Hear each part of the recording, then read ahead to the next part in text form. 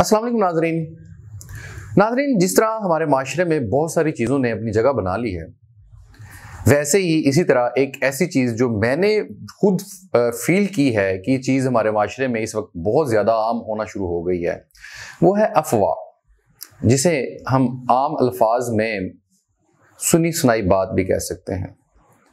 नाज़रीन, एक शख्स दरिया में सफ़र कर रहा था, कश्ती में बैठा हुआ था। जब वो किनारे के पास पहुंचा तो एक शख्स भागा हुआ उसके पास आया और आकर कहने लगा कि आपकी बेटी तो घर से भाग गई है। वो शख्स बड़ा परेशान हुआ, वहां से भागा और सीधा घर गया।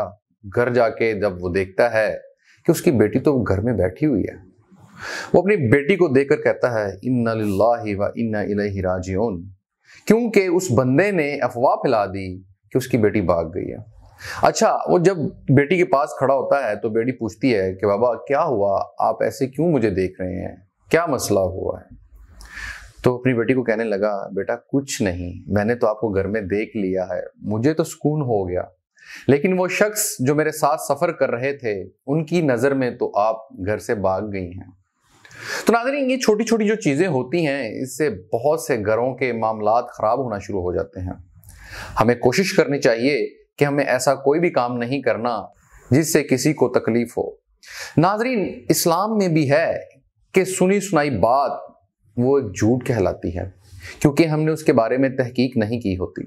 इस्लाम कहता है कि जब भी आप कोई बात सुनो पहले उसकी तहकीक कर लो, फिर आगे फैलाओ। इसकी एक अच्छी सी मिसाल मैं आपको देता हूँ। कुछ 40 साल कबल किसी शहर में एक मस्जिद बन रही थी। मस्जिद तकरीबन पूरी हो चुकी थी।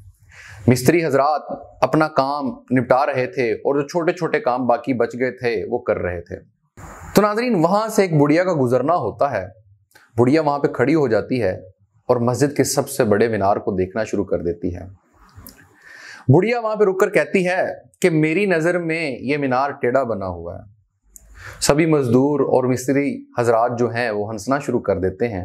इतने में उन सब का जो हेड है मिस्त्री, वो आता है। वो आकर कहता है क्या माजरा हुआ है। वो उसको माजरा बताते हैं तो वो फौरन कुछ मजदूर हजरात को इकट्ठा करता है और साथ में कहता है कि कुछ बांस लेकर आओ। वो बांस भी लेकर आ जाते हैं।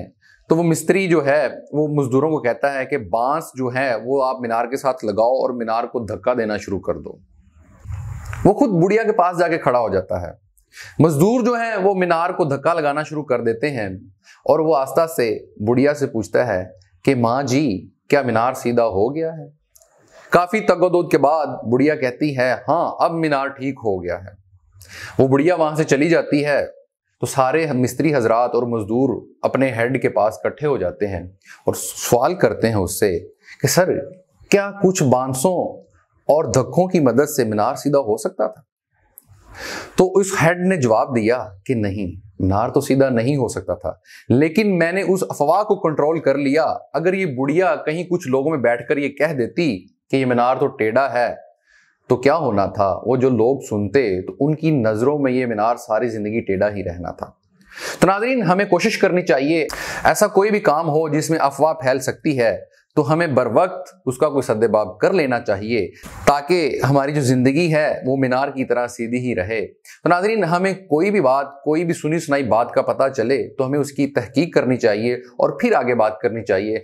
बिना तहकीक किए हमें कोई भी बात आगे नहीं करनी चाहिए जिससे दूसरों की जिंदगी में मसले हों और हमारी खुद की जिंदगी में मसले हों। तो हमें इससे बचना चाहिए, क्योंकि ये सीधा सीधा इस्लाम की रूह से भी झूठ होता है और झूठ की जो सज़ा है वो हम सबको पता है। तो अल्लाह पाक हम सब की हिफाजत फरमाए। हमें इस पर अमल करने की कोशिश करनी चाहिए ताकि ये काम आगे ना हो सके।